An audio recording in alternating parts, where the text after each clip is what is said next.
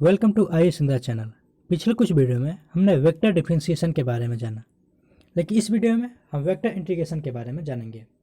तो आप सभी इंटीग्रेशन से भली भांति परिचित होंगे।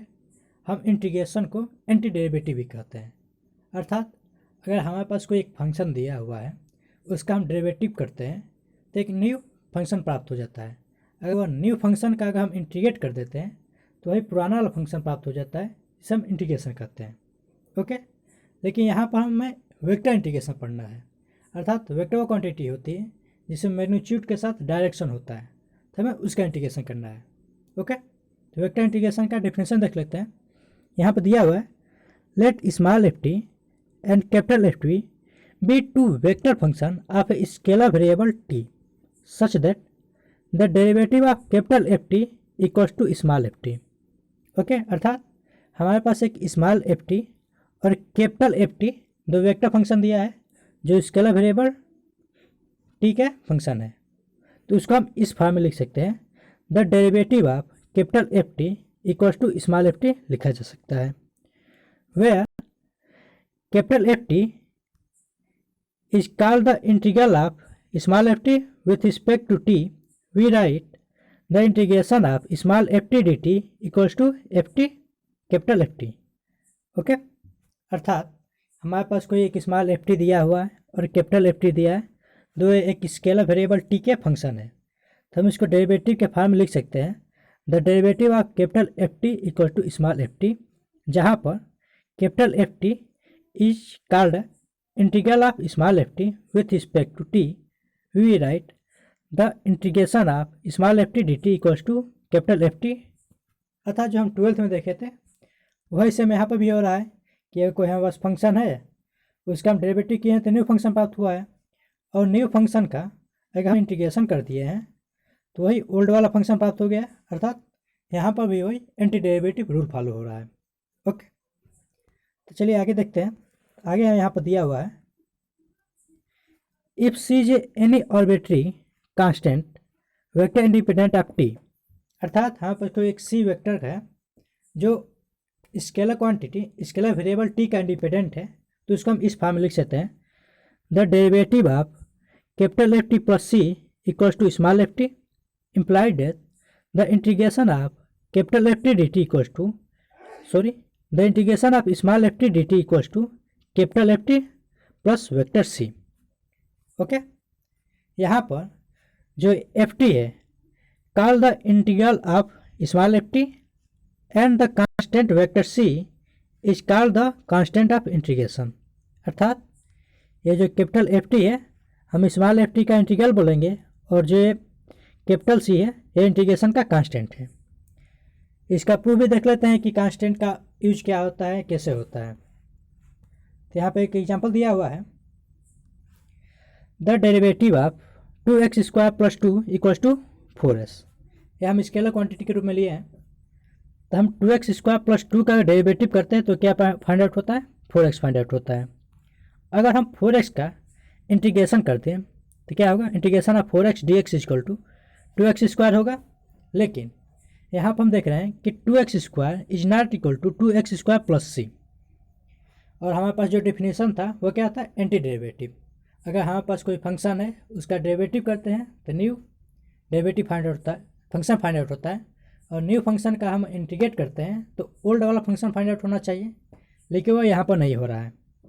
इस वजह से हम यहाँ पर किसी एक कांस्टेंट को पुट करते हैं, तो उसी को हम यहाँ पर सी पुट किए हैं, सी वेक्टर, क्योंकि हम वेक्टर इंटीग्रेशन कर रहे हैं तो जो कांस्टेंट होगा वो भी एक वेक्टर होगा। बट ओके, हम इंटीग्रेशन का फर्स्ट टॉपिक देखते हैं। तो इंटीग्रेशन का फर्स्ट टॉपिक क्या है, line integral.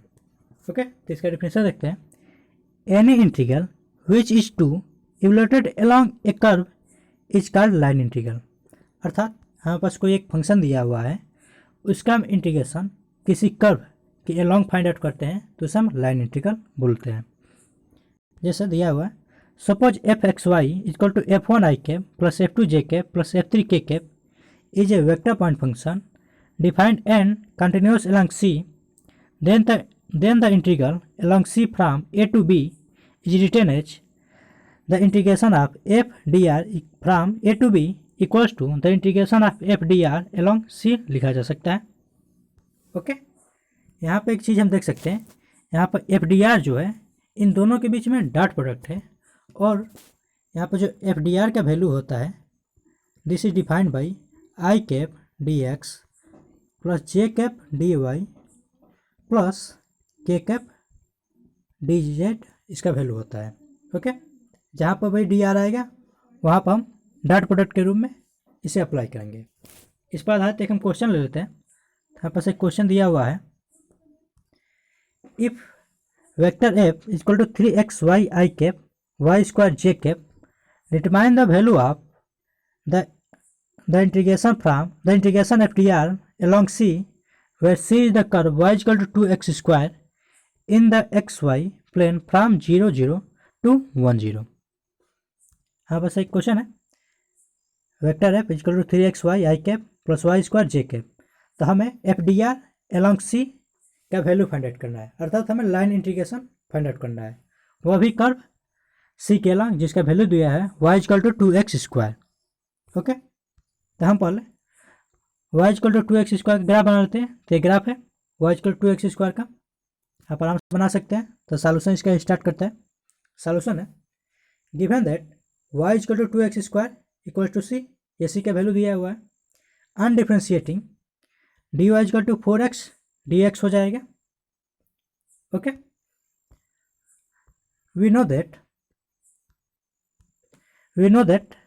the integration FDR along C can be written as the integration 3xy I cap minus y square j cap dot product I dx plus g dy plus k dz लिखा जा सकता है।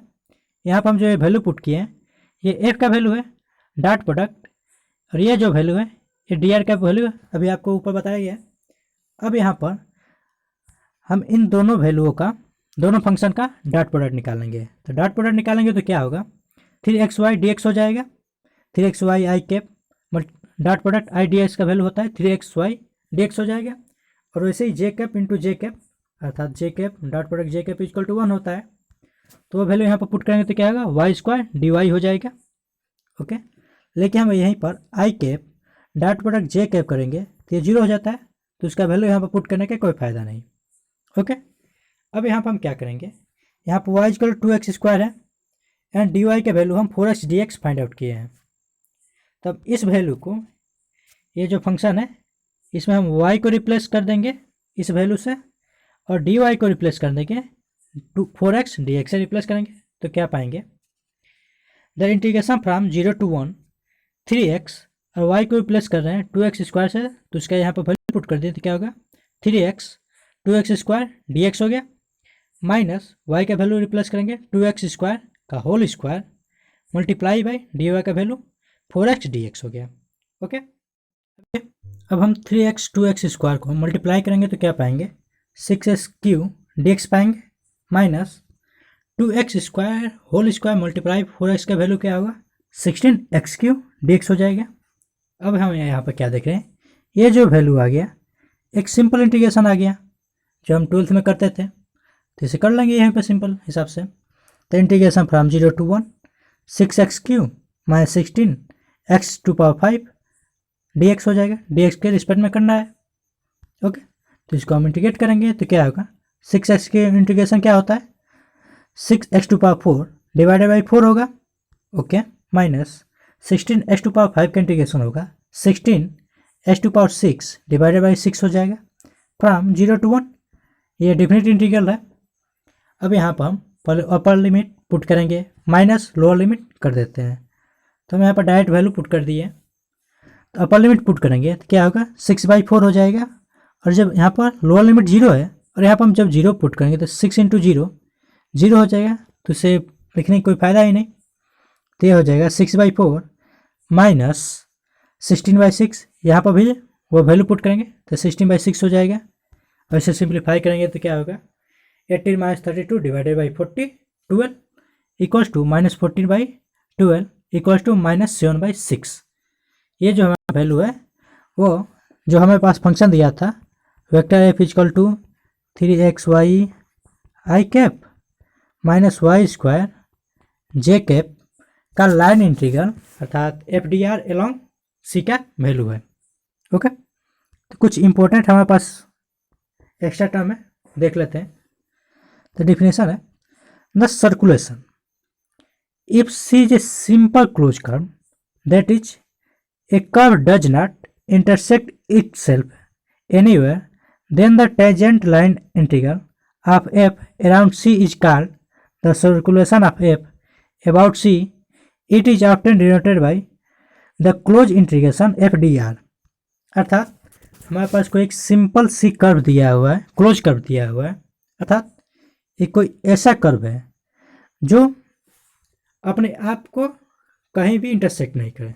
जैसे circle हो गया, ये अपने आप को कहीं इंटरसेक्ट नहीं करता है।